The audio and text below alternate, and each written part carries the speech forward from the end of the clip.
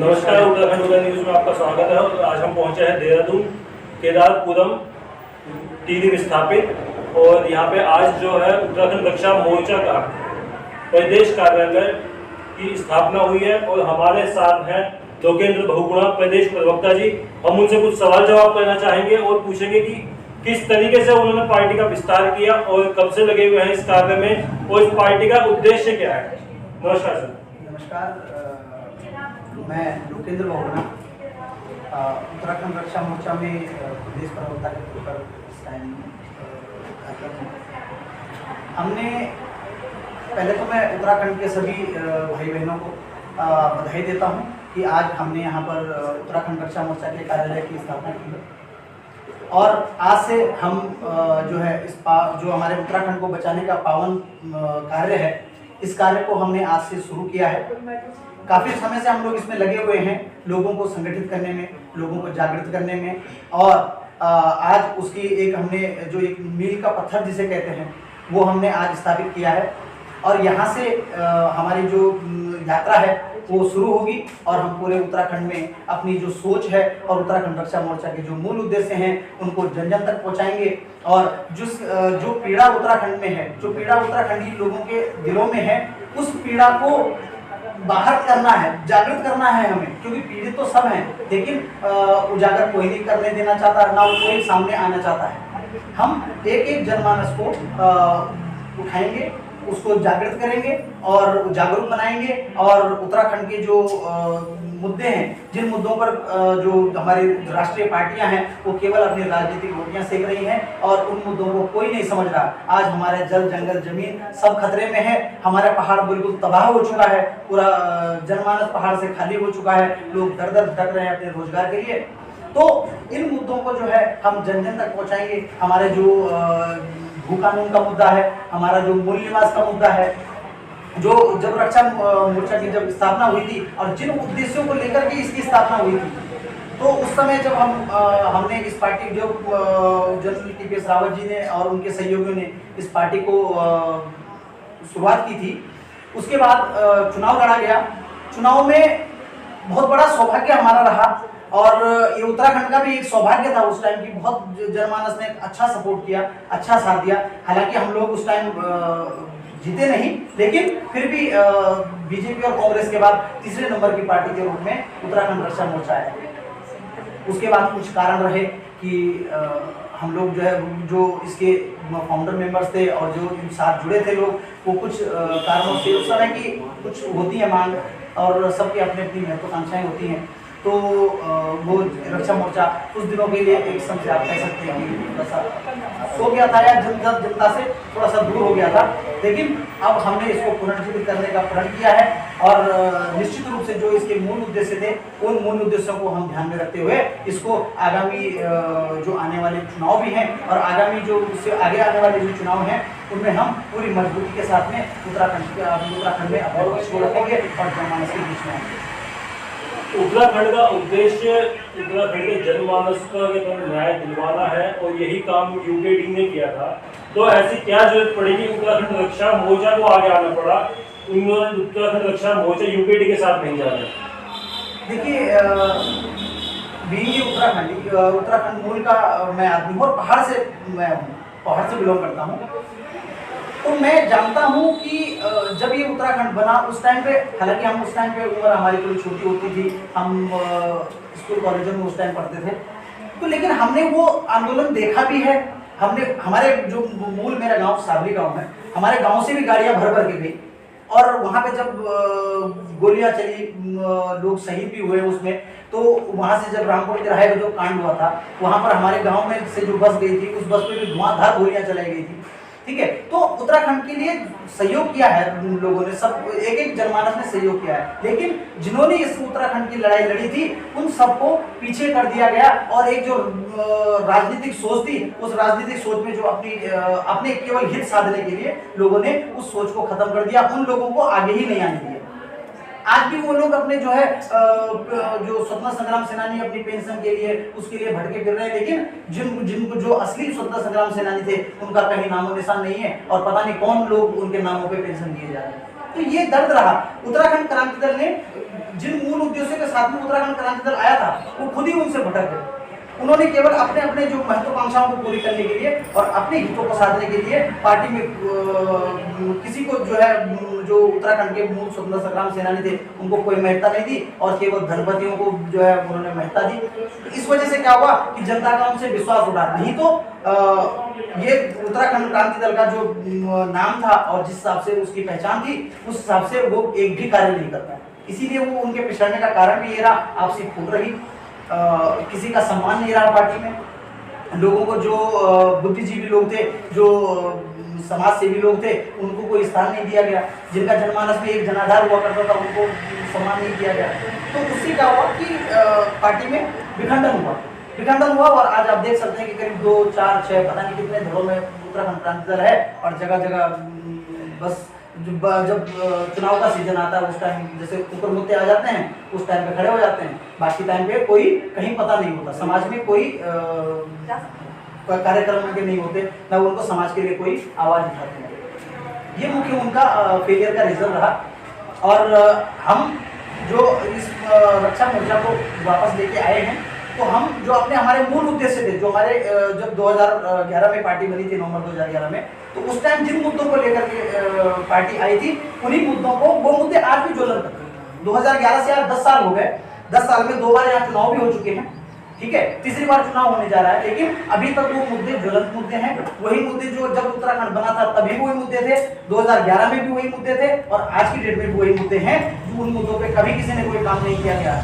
और आज भी जो है हमारा पहाड़ है वहाँ पर कितनी दुर्घटनाएं होती हैं, कितने होते हैं, महिलाएं बुजुर्ग लोग मर जाते हैं, लेकिन वो उनको ना स्वास्थ्य सुविधाएं मिल पाती हैं, ना सामाजिक सुरक्षा मिल पा रही है। आज पूरे के पूरे गांव खाली हो गए। पलायन का कारण क्या है? यही कारण है मुख्य पलायन का कि वहाँ से उस मूल जो सुविधाएं हैं वो नहीं है। रोटी कपड़ा मकान, ये 3 मूलभूत जो सुविधाएं हैं वो नहीं है। इस वजह से जो है वहाँ से पलायन हो रहा है और यही मुख्य कारण है जो पहाड़ की दुर्दशा है। और किसी का इसके ऊपर कोई ध्यान नहीं है क्योंकि शहरों की तरफ ज्यादा ध्यान दिया जा रहा है राजनीतिक पार्टियों के द्वारा, क्योंकि वहां पर क्या है, सारा पहाड़ शहरों में आ गया, जनता ज्यादा हो गई, वोट बैंक यहाँ हो गया। अब ऊपर क्या है, ऊपर कहते हैं मामूली से लोग हैं, 10, 15, 20 लाख की जनसंख्या होगी, क्या उस पर ध्यान देना? जहां करोड़ों में जनसंख्या है वहां पे ध्यान दो। ये एक प्रोपेगेंडा चलाया जा रहा है। आज भी पहाड़ जो है मूल सुविधाओं से रहित है। बहुगुणा जी, जो भू कानून है उसको लेकर आपके क्या विचार हैं आपके? देखिए, भू कानून वैसे जो उत्तराखंड था, उत्तराखंड में भू कानून लाने की जरूरत पड़नी नहीं चाहिए थी, मेरे हिसाब से नहीं पड़नी चाहिए थी। क्योंकि अगर यहाँ पर जो ये भ्रष्ट नेताओं और जो ये खनन माफिया और जो भू माफिया हैं, इन्होंने जो फैलाया है, आज से मैं अपनी पर्सनल बात बताता हूँ, आज से 20 साल पहले जो जिस क्षेत्र में हम आज बैठे हुए हैं, इस क्षेत्र में आज से 20 साल पहले तक कोई जमीन का कोई खास भाव नहीं होता, कुछ भी नहीं था। बहुत मामूली रेट पे यहाँ पे जमीन मिल जाती थी, सबको कोई भी खरीदना चाहे किसी को भी उपलब्ध था उत्तराखंड में, या बाहर से भी कोई खरीद सकता है क्योंकि कानून तो कोई था ही नहीं।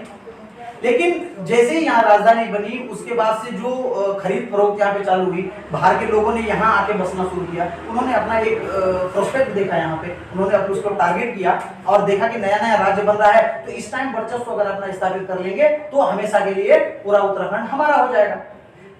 उत्तराखंड की जनता भोली भाली तो है ही, पहाड़ी लोग हैं, ठगे जाते रहे हैं, अभी भी ठगे जा रहे हैं, तो उनको बरगला करके थोड़ा सा 4 पैसे का ज्यादा लालच दे करके जो अगर भू अध्यादेश हमारे पास होता तो वो नहीं कर पाते, लेकिन नहीं था और इसी वजह से जो है उन्होंने बेहिसाब जो है यहाँ पर जमीन की खरीद फरोख्त की है।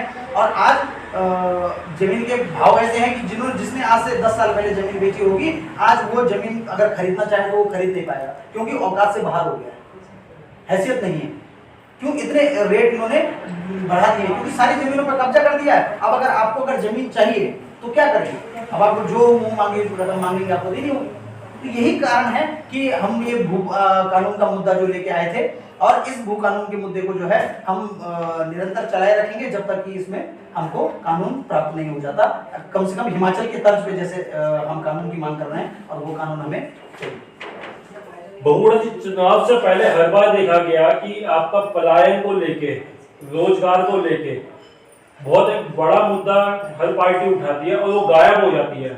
तो उत्तराखंड की जो आपकी पार्टी है वो किस तरीके से इस चीज़ को प्लान करते कि इस प्लान को रोका जाए और बेरोजगारी जो उसको खत्म किया जाए?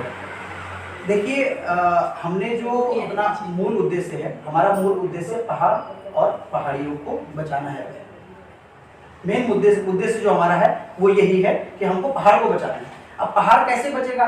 जब पहाड़ का आदमी वहाँ पहाड़ में रुकेगा तभी तो पहाड़ बच पाएगा।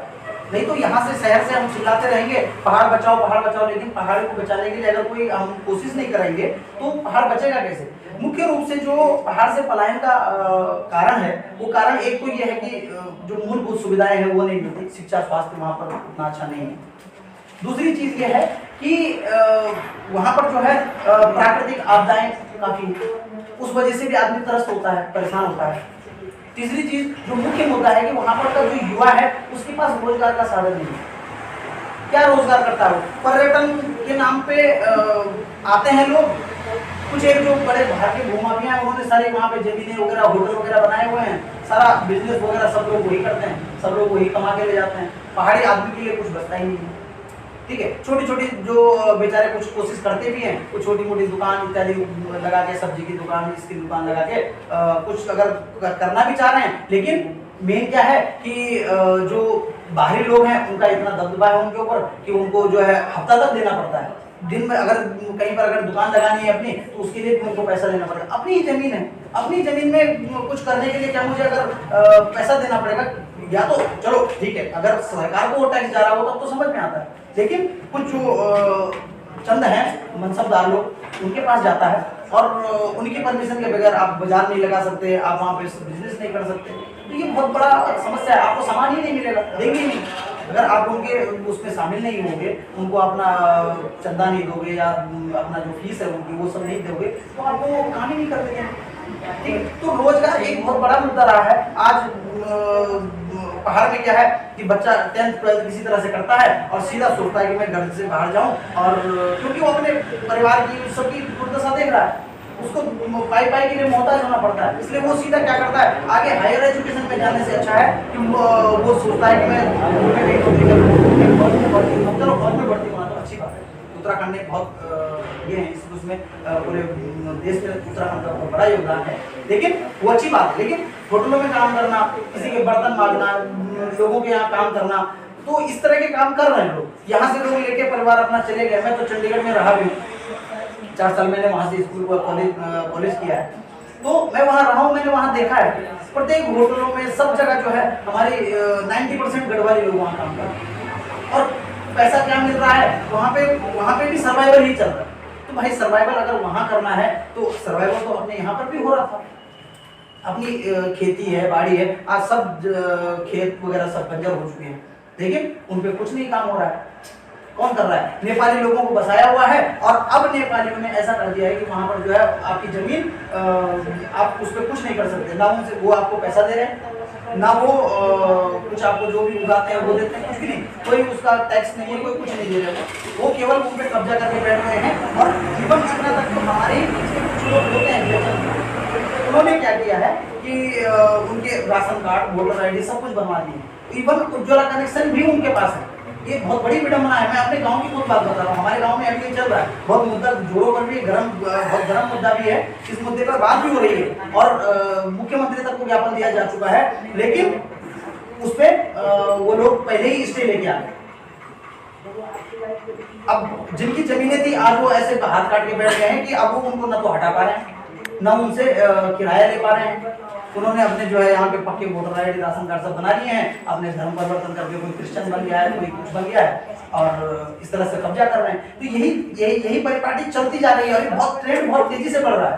वो लोग धर्म परिवर्तन भी वहाँ पर कर रहे हैं। ये पहाड़ का जो इस टाइम जो पीड़ा है ना, हम ऐसे ही नहीं कह रहे हैं कि हम लोग क्यों आए हैं, हम अपने अच्छा खासा नौकरी करते हैं, अपना 4 पैसे कमा रहे हैं, 2 बच्चे पालने का हम कर सकते हैं, कोई दिक्कत नहीं। लेकिन हम ये सोच के आज यहाँ आए हैं और ये सोच के आगे काम कर रहे हैं कि आने वाली जो पीढ़ियां ये बोलेंगी कि हमारे दादा, हमारे चाचा, हमारे बाप ने क्या किया हमारे लिए। जब कल उनके लिए रहने को जगह नहीं होगी, उनके घर में रोटी कपड़ा मकान नहीं होगा उनके लिए, उनको निकाले जाएंगे यहाँ से, तो उस टाइम उनके मन में जो पीड़ा होगी वो पीड़ा को सोच के हम लोग आज जो है संगठित हो रहे हैं और उत्तराखंड की जनता को भी संगठित करने का प्रयास कर रहे हैं।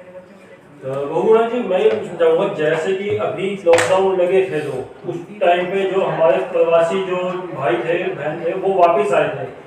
भारतीय जनता पार्टी ने पलायन रोको मंत्रालय बना रखा है, आपको क्या लगता है कि उसने कुछ काम किया? क्योंकि अनलॉक होते ही वो सारे के सारे वापस चले गए, तो क्या उन लोगों को दोबारा से रोका जा सकता था हाल ही में? बिल्कुल रोका जा सकता था। देखिए इस टाइम पे जब ये कोरोना काल हुआ था, कोरोना काल में जब जितने हमारे प्रवासी लोग यहाँ आए थे, कुछ लोग ऐसे भी लोग आए थे कि जो वेल सेटल्ड लोग थे, वो भी वापस आए, क्योंकि जब उन्होंने बाहर की जो विदेशों में थे या कहीं पर भी थे, वो जब उन्होंने वहाँ की दुर्दशा देखी कि शहरों में तो क्योंकि ग्रामीण इलाकों में कोरोना का उतना प्रभाव नहीं रहा, हमारा उत्तराखंड भगवान सुरक्षित ही रहा, लगभग उतना जितना बाहर त्रासदी मची उतना यहाँ पर नहीं हुआ। तो उन्होंने जब यहाँ पर आए तो उन्होंने बहुत से लोग हैं हमारे जानने वाले भी, हमारे आसपास के गांव वाले भी, हमने जो न्यूज़ पढ़ते अखबारों में भी आता रहता है कि बहुत से लोगों ने नई नई इनोवेशन की, यहाँ पर आकर उन्होंने अपना स्वरोजगार स्थापित किया और आज वो अच्छा कर रहे हैं, रुक गए हैं। लेकिन उनको क्या जो थोड़ा सा जो जिनके पास था वो तो कुछ करके अपने रुक गए और उन्होंने अपनी आजीविका का साधन भी बना लिया। लेकिन जो बेचारे 10-20 हजार रुपए की नौकरी करने वाले थे, वो जब वापस आए तो वापस आके उनके पास करने को कुछ नहीं था, ना उनके पास पूंजी थी, उनको उनके पास अपना रोजगार करने के लिए कुछ भी साधन नहीं था। उस टाइम पे सरकार को उन लोगों की मदद करनी चाहिए थी, उस टाइम पे उनको रोजगार के कुछ साधन मुहैया कराने चाहिए थे, उनको कुछ चाहे वो लोन देते या कुछ देते, बहुत सी योजनाएं चलाई जा सकती थी जिनपे वो कुछ कागजों में तो आई भी लेकिन वो सफल नहीं हो पाई। क्यों? क्योंकि उनकी प्रक्रियाएं इतनी कठिन थी, इतने एलिजिबिलिटी उनमें इतनी टफ थी कि वो लोग उसको क्वालिफाई नहीं कर पाए। ठीक है, तो इस वजह से क्या हुआ कि वो वापस जो है अपना जैसे जैसे लॉकडाउन होता चला गया वो लोग वापस चले गए। क्यों? क्योंकि अब शहरों में सस्ते मजदूर चाहिए, सस्ते मजदूर यहाँ उपलब्ध हैं, यहाँ वालों को भी बाहर 4 रोटी का पैसा मिल जाता है और यहाँ पे घर गांव में रह के कोई हालात ऐसे हैं नहीं कि जो वो रुक पाए। तो यही एक कारण रहा कि सरकार इस तरह उस मुद्दे पर बिल्कुल फेल रही कि जो है पलायन को रोकने में कोई काम ही नहीं एक्चुअली किया, कोई काम किया ही नहीं गया है। अगर काम किया जाता तो निश्चित रूप से लोगों का उसमें दिलचस्पी आती, लोग उसमें रुकते और अपने क्षेत्र और अपने समाज में हर कोई रहना चाहता है। हम लोग भी हैं, हम लोग आज यहाँ देहरादून में हैं, लेकिन हम लोग भी अपने गांव में रहना चाहते हैं। हम लोग अपना गांव जो इतना शुद्ध वातावरण वहाँ पर है वहाँ पर रहना चाहते हैं। लेकिन क्या है कि रोजगार की तलाश में सभी लोग ऐसे ही भटके हुए हैं। अगर थोड़ा सा कोई अगर संभावना वहाँ पर किसी को दिखेगी या कोई काम करेगा तो निश्चित रूप से वहाँ पर रुकेगा। इसी क्रम में इसी पलायन को रोकने के लिए हमने जो हमारे पार्टी के मूल उद्देश्य है उनमें एक उद्देश्य ये भी है कि हम पहाड़ की जनता को जो है जो पहाड़ी हमारे उत्पाद हैं उन उत्पादों को डेवलप करने के लिए जो है उनको प्रेरित किया जाएगा, उनको सरकारी जितनी भी मदद हो सकती है उनका वो मदद किया जाएगा। तो उससे क्या होगा कि उनके उत्पाद को अगर उगाएंगे तो उगाने के लिए सबसे बड़ी समस्या ये होती है कि वो बेचेगा, है ना। तो बेचने के लिए भी उनकी व्यवस्था की जाएगी कि वहां से वो उत्पाद उगाएं, उसको बेचें, बेचने से उनको जो ये बहुत अच्छे दामों पे पहाड़ी उत्पाद बिकता है इस टाइम, वहां से बहुत मामूली दामों पे खरीदा जाता है और यहाँ पर जो है बहुत महंगे दामों पे बेचा जाता है। तो जब उनको आय का एक साधन दिखाई देगा तो निश्चित रूप से वहां पर जो है पलायन भी रुकेगा और हम अपने जो हमारे उद्देश्य हैं उन उद्देश्य की हम पूर्ति भी करेंगे। धन्यवाद जी। हमारे साथ थे उत्तराखंड दक्षा मोर्चा के लोकेंद्र बहुगुणा जी और पीडी। इनकी पार्टी का उद्देश्य उत्तराखंड के लोगों को बेसिकली उनका अधिकार दिलवाना है। हमारे साथ विनोद मेघवाल जी है और प्रदेश संगठन से, और जन सवाल में उनसे पूछना चाहूँगा उन्होंने किस तरीके से पार्टी का अपना विस्तार किया और किस तरीके से वो युवाओं को इसकी उत्तराखंड के लोगों को न्याय दिलाने की अलग जगह रहे हैं। नमस्कार। देखिए, जैसे कि आपने कहा कि पार्टी का विस्तार कैसे कर रहे हैं, तो उत्तराखंड की समस्त जनता जो है उसे बताना चाह रहा हूँ। शायद हमारी जनता को मालूम होगा कि उत्तराखंड दक्षा मोर्चा एक अपने आप में बहुत पुराना दल है और सन 2011 में इसका पार्टी का निर्माण हुआ था और सन 2012 में हमने इसमें चुनाव भी लड़ा है 41 सीटों पर, जिससे कि हमारे संगठन को पहले से ही कुछ पहचान मिली हुई है और संगठन को दोबारा खड़ा करना इसलिए थोड़ा सा आसान रहा है अपना परिचय देते हुए लोगों को। तो लोगों का पूर्ण विश्वास है अभी भी उत्तराखंड रक्षा मोर्चा में और लोग जुड़ रहे हैं। अभी जो है आप जो चुनाव है वो कितनी सीटों पे लड़ रहे हैं यहाँ पे? देखिए अभी सिर्फ हमारा कार्य है जो संगठन को मजबूत करना है। हम चुनाव की ओर कम देख रहे हैं और साथ में सिर्फ अभी सामाजिक कार्यों पर ज़्यादा ध्यान दे रहे हैं। तो निश्चित तौर पर हम चुनाव लड़ेंगे, परंतु अभी थोड़ा जल्दी होगा कुछ कहना। हो सकता है हम 4 या 5 सीटों पर चुनाव लड़ेंगे। ये तो हमारे साथ विनोद देखवाल जी, और इन्होंने अलग जगह ही है उत्तराखंड के नए युवाओं में जो नई तरीके से विस्तार कर रहे हैं पार्टी का। धन्यवाद।